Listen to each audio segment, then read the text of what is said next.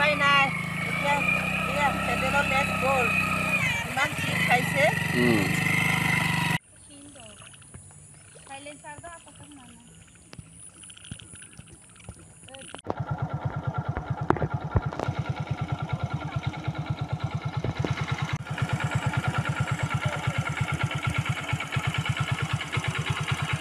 হয়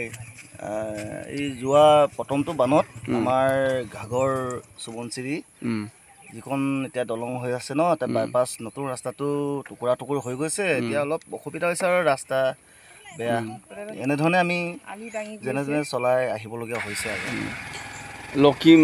ৰোগীক লৈ যাবলৈও বহুত অসুবিধাৰ সন্মুখীন হয় ৰোগীকটো লৈ আহিবলৈতো যথেষ্টখিনিয়ে অসুবিধা হয় আমি ছিংগুল মানুহকেইটা অহাই যথেষ্ট মানে অসুবিধাত পৰিছোঁ হয় তেনেস্থলত ৰোগীক লৈ অনাটো আমাৰ বহুত অসুবিধা হৈছে আৰু বিভাগীয় কৰ্তৃপক্ষ কি জনাব বিভাগীয় কৰ্তৃপক্ষ এইখিনি অলপ সুচল কৰিলে আমি ভাল পাওঁ আৰু যাতায়াতী আৰু কিবা বেমাৰীসকল যাতে যেন আহিব পাৰে আৰু সেইখিনি সুচল কৰিলে ভাল হ'ব আৰু ৰাইজৰ উপকাৰ হ'ব এইটো আমি ভাবিছোঁ আৰু ঠিক আছে আমি অনুৰোধ জনাইছোঁ আৰু উপায় নাই এতিয়া এয়া চেণ্ডেলৰ লেজ গ'ল ইমান চিট খাইছে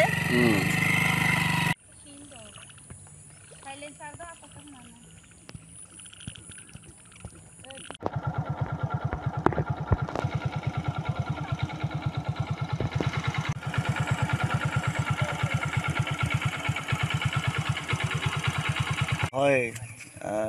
এই যোৱা প্ৰথমটো বানত আমাৰ ঘাগৰ সোৱণশিৰি যিখন এতিয়া দলং হৈ আছে ন তাত বাইপাছ নতুন ৰাস্তাটো টুকুৰা টুকুৰ হৈ গৈছে এতিয়া অলপ অসুবিধা হৈছে আৰু ৰাস্তা বেয়া এনেধৰণে আমি যেনে যেনে চলাই আহিবলগীয়া হৈছে আৰু ৰোগীক লৈ যাবলৈও বহুত অসুবিধাৰ সন্মুখীন হয় ৰোগীকটো লৈ আহিবলৈতো যথেষ্টখিনিয়ে অসুবিধা হয় আমি ছিংগুল মানুহকেইটা অহাই যথেষ্ট মানে অসুবিধাত পৰিছোঁ হয় তেনেস্থলত ৰোগীক লৈ অনাটো আমাৰ বহুত অসুবিধা হৈছে আৰু বিভাগীয় কৰ্তৃপক্ষ কি জনাব বিভাগীয় কৰ্তৃপক্ষ এইখিনি অলপ সুচল কৰিলে আমি ভাল পাওঁ আৰু যাতায়াতী আৰু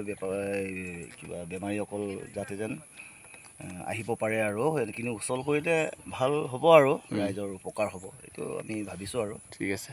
আমি অনুৰোধ জনাইছোঁ আৰু যিকোনো খবৰৰ বাবে যোগাযোগ কৰক 7099017330 লগতে 7099017110 নম্বৰত